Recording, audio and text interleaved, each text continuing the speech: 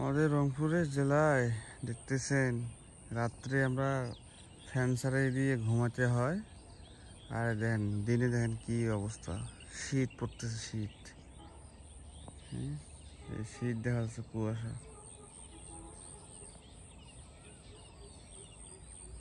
কুয়াশা দেখা যাচ্ছে। তো আসলে আমি সকাল সকাল একটু ধান বাড়ি দেখার জন্য, তার সাথে কোষ্টা বাড়ি দেখার জন্য, যেহেতু পাশাপাশি কোষ্টা বাড়ি এবং ধান ক্ষেতটি, তো দুটোই দেখা হলো। মাশাআল্লাহ ভালোই হয়েছে। আজকের দিনটা গেলে কালকের দিনটা গেলে আরো সুন্দর দেখা যাবে কোষ্টা বাড়ি। তো 28 ধানের অবস্থা তো এখনো বাইরে হচ্ছে, এখনো বাইরে হওয়া শেষ হয় নাই। এই যে শীত দিয়ে ভরা একদম।